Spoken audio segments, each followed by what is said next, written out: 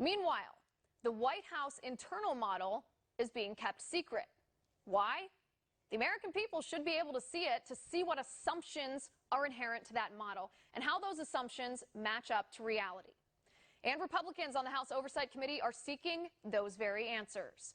With me now, United States Representative for Kentucky's 4th Congressional District, Representative Thomas Massie. Congressman, thanks for joining me, sir. Thanks for having me on, Liz. Yes, Chip Roy led a letter that I have co-signed to Chairwoman Carolyn Maloney on the Oversight Committee, asking her for hearings about these models. And we think we need to see what models are being used, not just in the past, because obviously the ones in the past have been wrong, but going forward, we need to know what the decisions, how to make these trillion-dollar decisions. I think the trillion-dollar decisions so far have been made on some bad information. Right. Well, clearly all the predictive models that we've seen have been wildly incorrect. Doesn't matter your ideology. They're just factually incorrect. They do not match the reality of what's happening on the ground. So when you say the models that are being currently used, are you talking about the White House modeling as well that Dr. Birx, for example, has referred to, that so far the White House has declined to be made public?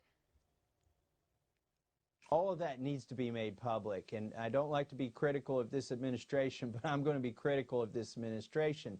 Look, people need to know when their lives are going to get back to normal. Businesses need to be able to plan. I mean, we're telling businesses to come and take on all these billions of dollars of loans, and we're not telling them when they can turn their business back on. That's a problem.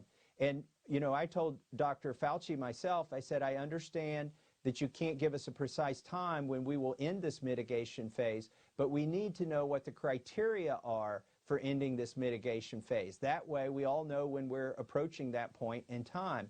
And they need to publish this model. And there's one aspect of the model that really bothers me, Liz, that's not out there yet, and that is how many people have already had COVID-19 and recovered, unbeknownst to them. In other words, how many people are walking around with immunity to this virus, and we're telling them to walk around at home. We're telling them to stay home, that they can't go to work. We need to know what % of the population has already been infected, because that also informs us when we might approach some kind of herd immunity if we ever get to that point, and because that's when we would come out of this mitigation phase as well. So we need testing, we need more data, and we need to know how they're feeding that data into the models. Well, I think that's been one of the frustrating things for the American people, and I speak as one of them. It's been one of the frustrating things is to see a lack of antibody testing to find out what the reality is that we face in COVID-19, to see the incidence rate of this virus so that we know the true case fatality rate, so that we can gauge how broad or how narrow the herd immunity is, so that we can adjust and inform our political policy to that reality. So if you do, sir, get a chance to look at these White House models, what information are you going to be looking for in that model?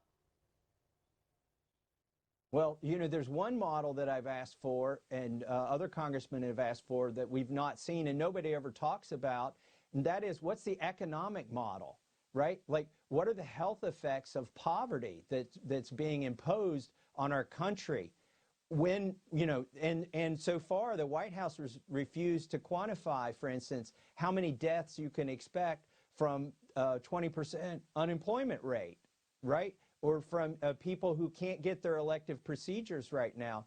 We need to see the economic model in addition to the health model. But on the epidemiological model, Liz, what I want to see is how you model it when we come out of the mitigation phase. You know, we've talked about flattening the curve. I want them to show us their model that goes out to June, say, for instance, when we turn off the mitigation policy and we go back to the steep curve. Are they going to shut the economy back down again? If they plan to do that, they need to share that with us, show us what those models look like when we come out of the mitigation phase. Right, because every model that every model that we've seen stops running in the fall. Yet, if you continue running that algorithm past September, October, you do show that epidemic coming back unless we have something like a vaccine. That's not something that's been adequately or transparently communicated to the American people.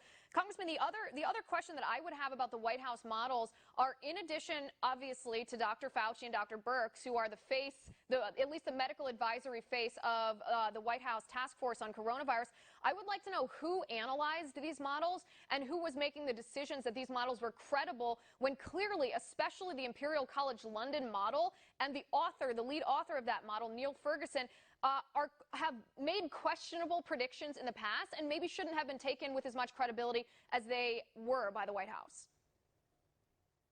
Yeah, and that original Imperial College model said that we're going to be doing this for 12 to 18 months, and they suggested like intermittent periods of mitigation phases where you lock things down.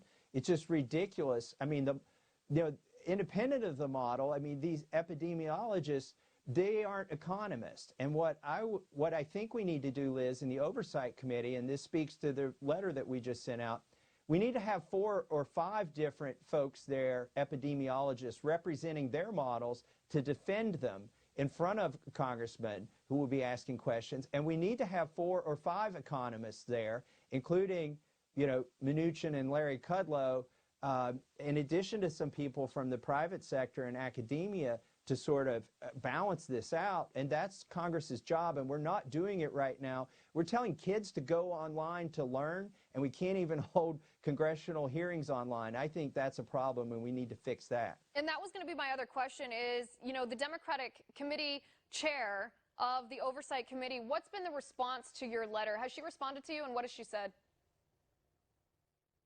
I'm not aware of any response yet, and I may just be unaware of any response. But I think the Democrats, unfortunately, are looking to go after the president. I mean, this is like going to be their 4th or 5th attempt to get him on something, right?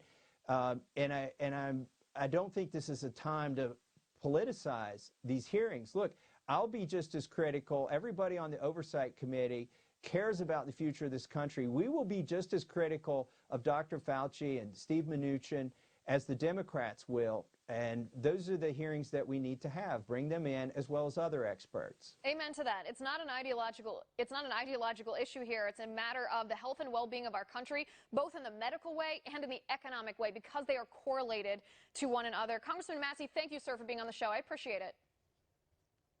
Thank you, Liz.